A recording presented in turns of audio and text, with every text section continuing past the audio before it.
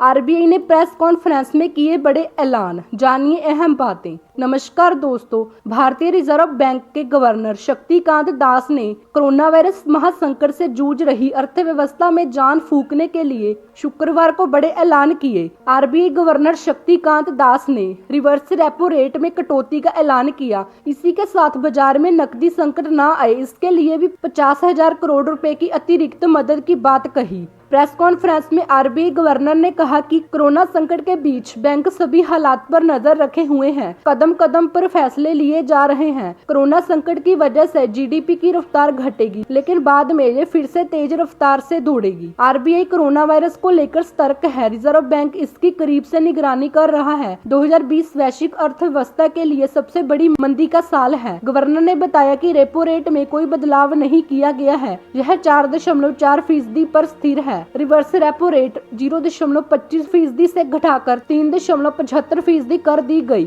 TLTRO के जरिए RBI system में 50,000 करोड़ रुपए डालेगा। आरबीआई ने नाबार्ड को 25,000 करोड़ रुपए, SIDBI को 25,000 करोड़ रुपए और नेशनल हाउसिंग बैंक को 10,000 करोड़ देने का ऐलान किया है। देश के पास विदेशी मुद्रा का पर्याप्त भंडार है। हालांकि मार्च में देश के निर्यात के हालात बेहद खराब रहे हैं। फॉरेक्स रिजर्व अभी 476.5 अरब है। G20 देशों में भारत की स्थिति बेहतर रहेगी। अंतर्राष्ट्रीय मुद्रा कोष के अनुसार देश की आर्थिक वृद्धि दर 1.9% रहने का अनुमान है। देश में बैंकिंग कारोबार सामान्य बनाए रखने की कोशिश जारी है। वित्तीय संस्थानों ने विशेष तैयारी की है। देश में 91% ATM काम कर रहे हैं। भारत की आर्थिक वृद्धि दर 1.9% रहने की उम्मीद है। मार्च में सर्विसेज PMI में गिरावट दर्ज की गई। लॉकडाउन के बावजूद कृषि क्षेत्र में बुवाई की स्थिति बेहतर रही है। उन्होंने कहा कि इस वक्त 150 से अधिक अधिकारी लगातार क्वारंटीन होकर भी काम कर रहे हैं और हर स्थिति से निपटने के लिए तैयार हैं। शक्तिकांत दास ने कहा कि IMF ने इस बात का अनुमान लगाया है कि दुनिया में सबसे बड़ी मंदी आने वाली है, जो कि खतरे की घंटी है। कई देशों में आयात और निर्यात में भारी गिरावट देखने को मिली है। कोरोना संकट की वजह से भारत की GDP 1.9 की रफ्तार से बढ़ेगी। G20 देशों में यह सबसे बेहतर स्थिति है।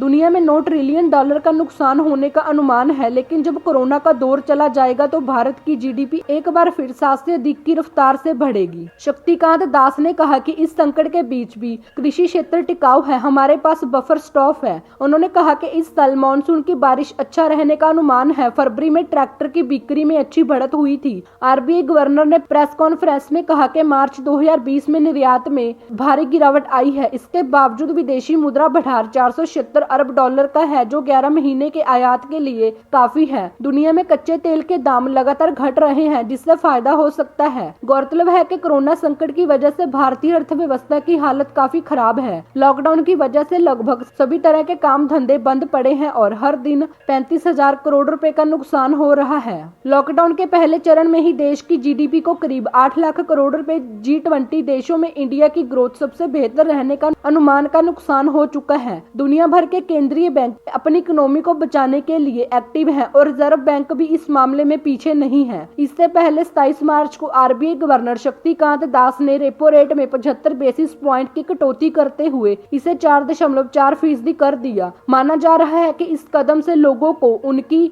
EMI में राहत मिलेगी, साथ ही कम रेट पर कर्ज भी मिलेगा। इस कदम से बैंकों को अपनी लिक्विडिटी बढ़ाने में मदद मिलेगी, साथ ही वे ज्यादा कर्ज भी दे सकेंगे। रिजर्व बैंक के गवर्नर शक्तिकांत दास ने repo rate, reverse repo rate और CRR में कटौती की घोषणा की। इसके अलावा उन्होंने कर्ज धारकों के लिए 3 महीने तक EMI टालने के रूप में भी राहत का ऐलान किया था। दोस्तों, अगर आपको हमारी ये जानकारी अच्छी लगी तो कमेंट करके बताएं, लाइक और शेयर जरूर कीजिए और आगे भी ऐसी खबरें देखने के लिए हमारे चैनल को सब्सक्राइब करना ना भूलें, क्योंकि हम हर रोज ऐसी खबरें आपके लिए लाते रहते हैं। धन्यवाद।